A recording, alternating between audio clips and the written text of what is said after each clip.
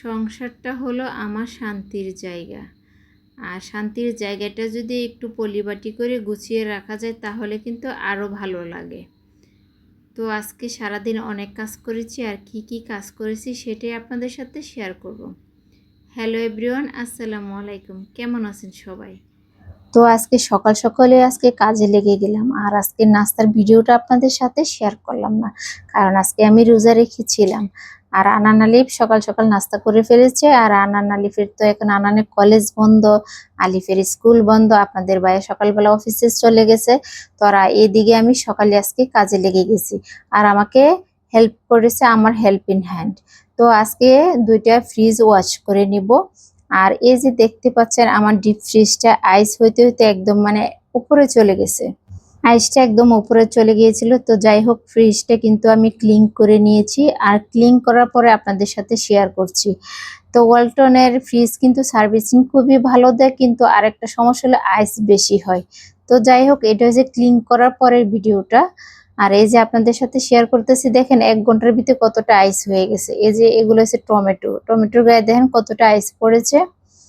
আর ওইদিকে এখন নর্মাল ফ্রিজটা ওয়াশ করে নিলাম, এই যে দেখেন। আর এটা হলো নর্মাল ফ্রিজটা, আর এই ফ্রিজটা সেম অবস্থায় আইস একদম ভরে গেছে। এটাও কিন্তু ওয়ালটনের ফ্রিজ। তো নর্মালে হয়েছে আমার আচার রেখেছি, তারপরে টমেটোর সস বানায় রেখেছি, তারপরে আরো অনেক কিছু রাখা হয়েছে। যত ধরনের টক আছে, আম, তারপর তেঁতুল, বড়ি সবকিছু পাওয়া যাবে আমার এই ফ্রিজে। তো যাই হোক, এখন ফ্রিজটা আমি আবারও ক্লিন করে নিয়েছি। আর ক্লিন করার পরে এখন এই ভিডিওটা শেয়ার করলাম। এখন ভাবলাম ফুলগুলা ওয়াশ করে নিই, তো সবগুলা ফুল আমি বের করে নিয়েছি। আর সেদিন একটা আপু কমেন্ট করেছিল, তো আপনি যে এত ফুলগুলা এভাবে দুন নষ্ট হয় না আপু? তো না আপু, আমি এগুলো ফার্স্ট অফ অল কুসুম গরম পানি নিয়েছি, তার মধ্যে ডিটারজেন্ট দিয়েছি, ডিটারজেন্ট দিয়ে এভাবে আমি জাকিয়ে জাকিয়ে ফুলগুলো ওয়াশ করে নিই। তখন দেখেন ফুলগুলো একদম ক্লিন হয়ে যায়। এই যে একটা ফুল ওয়াশ করে আপনাদেরকে সাথে শেয়ার করলাম, তাহলে ফুলগুলো নষ্ট হয় না। তো যাই হোক, এই ফুলগুলো আমি ছাদের থেকে শুকায় নিয়ে আসলাম। শুকায় নেওয়ার পরে এগুলো এখন গোছাবার পালা। গোছাইতে কিন্তু অনেক সময় লাগে।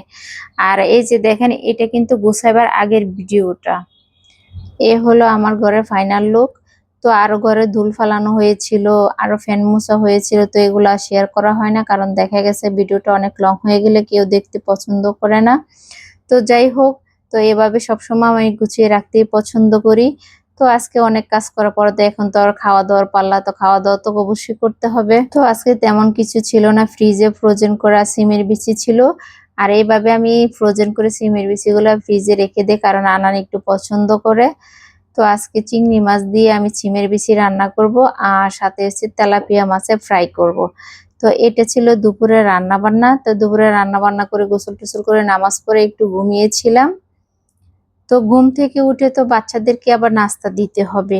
এটা ছিল সন্ধ্যার নাস্তা। তো সন্ধ্যার নাস্তায় আজকে নকশি পিঠা ভেজে দিলাম। আর প্রথমত আমি গুড়টা এভাবে জাল করে নিয়েছি। জাল করার পরে এখন পিঠাগুলো আমি তেলে ভেজে নিচ্ছি। আর এটা হলো আমাদের নরসিংদী ঐতিহ্যবাহী নকশি পিঠা। তো যাই হোক, আজকে সারাদিনের ভিডিওটা আপনাদের কাছে কেমন লেগেছে অবশ্যই কমেন্টে বলবেন, আর কে কোথায় থেকে আমার ভিডিওটা দেখছেন সেটাও কমেন্টে বলবেন।